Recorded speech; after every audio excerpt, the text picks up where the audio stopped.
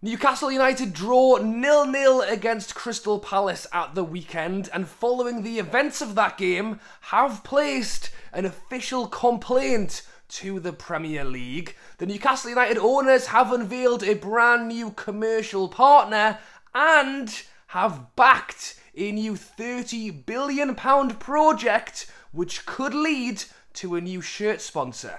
Yes guys, how's it going? Welcome back to Toon Tuesdays, your weekly roundup of Newcastle United news, and as always there is plenty to get through, but before we do, if I can please ask that you get down and hit that subscribe button. I have been running this series for a few years now, and there is still loads of you guys who watch this video every Tuesday but have still not hit that big red button and subscribed. It really helps me, it really helps the channel, and it means you guys do not miss any future videos. So please hit the button and let's get on with the video. So as I mentioned, Newcastle drew 0-0 at the weekend against Crystal Palace. I want to get onto the VAR stuff a little bit more later on, but just to sum up, we were failed by the officiating in that game, and what's even more crazy is that the on-the-field referee got it right. He gave the goal. If you didn't see it or you haven't seen it yet, Willock was pushed by a Crystal Palace defender into the Crystal Palace goalkeeper. At the same time, the ball hit the Crystal Palace defender and went in. So it either should have been given as a goal or a penalty for the push on Joe Willock. At the time, on the pitch, the goal was given.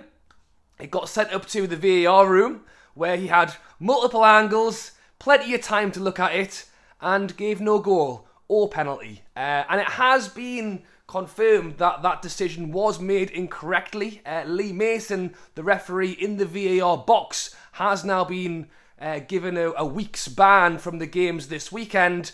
And as I say, I will get onto that a little bit more, as Newcastle have taken action here, and we are still waiting to see what the outcome is, so we'll talk about that shortly. But generally, we were failed. Overall, I thought we did okay. It was a tough game. We still had a lot of chances that we should have still scored. And as much as the VAR is disappointing, we have to be more clinical in front of goal. And that's what I'm hoping to see this weekend against West Ham, down at the London Stadium, 2 PM kickoff. And it is on Sky, so you can watch it on TV at home if you're not going. West Ham, as it happens, was another team who had an injustice due to VAR. Scored last minute to get a draw against Chelsea, which was also ruled out, and has also been said was a decision made incorrectly. So please, please, don't let there be any more VAR mistakes in this game. The two teams who have already suffered, you know, let's have a good game. Let's come out of the end of it and discuss the goals and the performance, not the referee decisions. But I expect it to be a tough game. Bruno versus Paqueta. It would have been nice had they played on the same side. But there you go. It'll be a good one. Let me know down below if you're going to the game, if you're watching it on TV. I'll have a full preview on that game later in the week, so I won't go on any longer. Subscribe. Do not miss that preview later in the week. We have a bit of player news now. Now, Saint Maximin was given goal of the month for his goal against Wolves, which I have to say was quite the finish. Running in late on the edge of the area, blasts it bottom corner, and as I say, won goal of the month this month. So well done, Maxi. Very well deserved, and to be honest, we've scored quite a few screamers already this season. I cannot wait to see who gets the next one, and you never know who it's going to be. Could it be Shaw? I mean, Botman hit the post a couple of times in the last game, so everyone's trying to get involved, but really happy for Maxi because he's a player who has had a bit of stick over the last season or so due to possibly not converting as many chances, not getting as many assists. And to see him start the season very strongly is great to see, and an award for a goal is never a bad thing. And I'm hoping, after him being on the sidelines for a couple of games, we could well see him back for West Ham this weekend. Another player who's had a bit of off-the-field news, Matt Ritchie, has recently signed up for a Masters of Sports Directors program. Good luck, Matt Ritchie. He's a player that we probably won't see feature too much this season, but has always worked extremely hard for the club, and it's clear to see that maybe he's now starting to think a little bit ahead of his playing career. As I say, signing up for a Masters of Sports Directors program. He has now enrolled in that, and I presume will be doing that side by side with his current playing career at Newcastle. It'll be interesting to see what he does next. Will he want to... He's in his last year of his contract. Will he want to go away, try and play somewhere else for a little bit, or is he quite literally looking at maybe doing coaching, maybe going in to something else? So big up to Matt Ritchie, and I'll be interested to know whether he's spoken to Eddie Howe, because I think Eddie Howe is a big fan of Matt Ritchie, and it wouldn't surprise me if maybe he's even egged him on a little bit to go, you know what, you can go and do that. And as I say, I don't imagine he'll be given, you know, much time away from training, but it's not to say that he can't do something on the side as well. So big up Matt Ritchie, best of luck with that, and who knows, maybe we could see him as part of the backroom staff at Newcastle one day. Newcastle United have welcomed our newest commercial partner. I say newest because it's clear that we are trying to go out there, we are trying to create these commercial partnerships to try and create more revenue at the club, and they are Dr. Cynic, who are leading aesthetic experts based in Istanbul, and I believe specialise in hair transplants. So who knows, there might not be any bald people left in St James's Park at the end of the season. We'll have to wait and see. Maybe they'll give everyone a discount.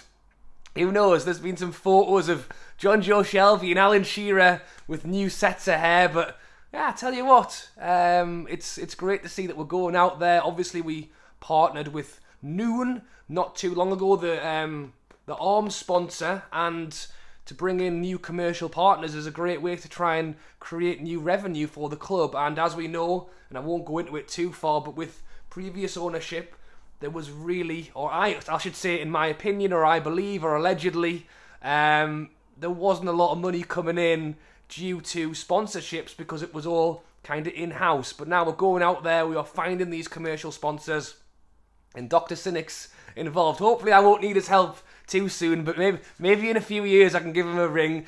In other news, in regard to owners, investments, commercial partners, it's understood that the Newcastle owners, PIF, are now backing a new £30 billion project in launching Saudi Airlines. Now, this is a pretty big one. As I say, I mentioned Toon a moment ago. Now, they are another Middle Eastern company. Obviously, Saudi Airlines would be exactly the same. And it's a hell of a lot of money. And don't get me wrong, PAF are backing new projects all the time. I spoke about a project. We were in links with the Chelsea owners not too long ago. I think it was a £200 million project in hotels or 200 billion.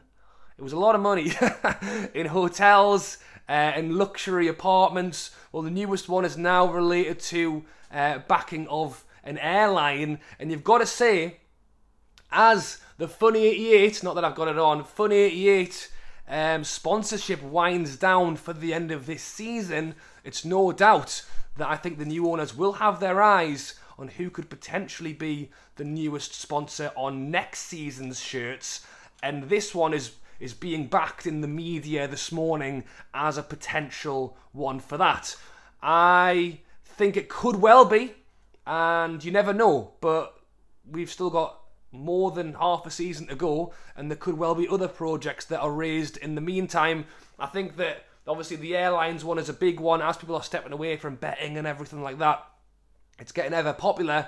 The only thing I would say is, and the rules are changing with the Premier League every day at the moment, and we'll get onto the VAR in a second, but one of the things they were trying to do is basically stop allowing clubs from sponsoring their teams with other companies they also have money in. And if that is the case, this may not be able to go through. But regardless, they're out there, they're bringing money in with new commercial partners, they're putting money out in new projects, which is great to hear. And could Newcastle be in to make a little bit of more money from concerts? Maybe, maybe not, but there is one big step in the right direction, as Sam Fender has revealed that he will be playing at St James's Park on the 9th of June.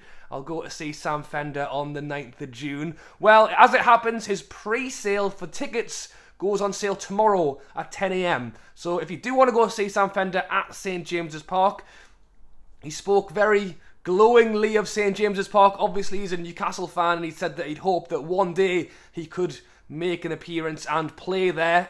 Wore flags. Had a flag for him at the game, so it's massive, it's exciting. Everybody I've spoken to is going to try and get a ticket to see Sam Fender, and I wouldn't be surprised if maybe the 9th of June he may also announce a day after as well, because I do think the amount of people trying to go and see him is going to be massive. Let me know down below, do you want to go see him? And could this open a door for concerts at St James's Park? We have had, obviously we have had them there over the time. I mean, mostly they're all over at Sunderland, and I know they've most likely got deals already there, but we've had Ed Sheeran not too long ago. Great to see Sam Fender. Is it a one-off because he's a local lad and we saw him at the stadium with his black and white guitar as well, or is that something Newcastle could look at as well? How much money that would generate, I don't know, but it's open. And yeah, I'm going to try and get a ticket for Sam Fender anyway, so hopefully I can get one. And we'll finish this video off on a happy note.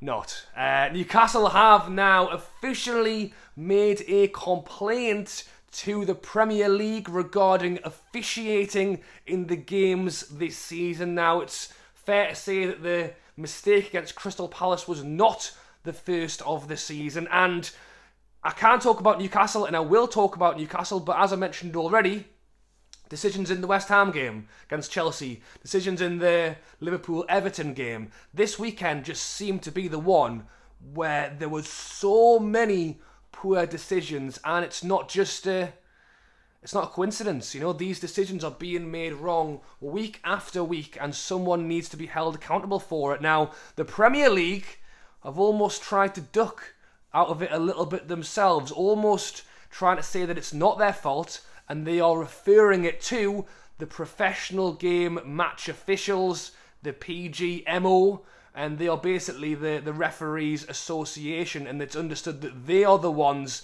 that are in control of the VAR. They are the ones that are getting it wrong. It sounds a little bit like the Premier League is trying to push it onto somebody else. At the end of the day, if I'm the boss and I'm hiring him and he's rubbish at his job, it's my fault for hiring him, or it's my fault for not stepping in. It's my fault for not getting involved. So for the Premier League to try and push it onto somebody else, at the end of the day, it is the refs. They are the ones who are making the bad decisions, but the Premier League needs to stand up themselves and take some accountability for this. As I say, Lee Mason, the man in the VAR box who got our decision incorrect, has been moved away from any games this weekend. How long that ban, alleged ban, will last, I've no idea. Will it be one weekend? Could it be longer? And effectively what the PGMO are saying is that things will get better at the beginning of next year, because Howard Webb is going to step in and take charge. So we're just going to get on with rubbish decisions for the next 3 months. And then as soon as Howard Webb comes in, it's going to magically be better. I mean, how is that? Don't get me wrong, Howard Webb could go in, he could have all the knowledge, and he could get it right. But I just feel like to put all that pressure on one man after seeing how much has gone wrong is pretty much madness, to be honest. And it looks like other Premier League clubs are going to follow suit. Newcastle have placed the official complaint, as I've mentioned. There has been no great reveal of an answer just yet, so we'll wait and see. As I say, they have admitted their mistake to the decision at the weekend. Lee Mason has been banned. They're bigging up Howard Webb. This is the thing, that they aren't going to just give us points. They're not going to do it, and then what do they do? But this is why it's so tough, because something needs to be done, something needs to be changed. I was watching Match of the Day where they spoke about having ex-pros in the room to try and help with the decisions. How they can... We had one in St James's. I don't know why they did it, to be honest. Maybe the announcer at St James's just thought, you know what, let's just show the fans how bad this is, because Lee Mason had 27 screens up there with 45 different camera angles that showed one angle on the screen in St James's Park for 30 seconds, and we could all see he got pushed in the back. Look, it didn't... I mean, yes, if you're not a Geordie, you could be watching and saying I'm biased, and in the ground at the time, you're going to back your own side, but honestly, I don't know why they showed it either, because all it did was just send everybody mad. But It looks like other Premier League teams could well follow suit. It's understood that other Premier League teams are in fact compiling lists of decisions they believed to have been incorrect throughout this season so far, and could well also request answers. Now, if all of the Premier League teams came out and did that, that would be one hell of a statement, and to have answers provided on every single one, maybe that is something that needs to really be pushed. Should we be able to hear what they're saying on or off the pitch? I think at the very least, they need to be held accountable. I know Lee Mason's been banned for a week and whatever, and the PGMO have come out and said, oh yeah, it was a wrong decision. I want the referee on on camera, talking, maybe even in the VAR room, showing us what he saw and why he thought that was the right decision. How someone with 300 different angles on 27 screens got it wrong when the Newcastle fans sat in the roof of the Leazes could see it and the on-field ref gave it. And there you go.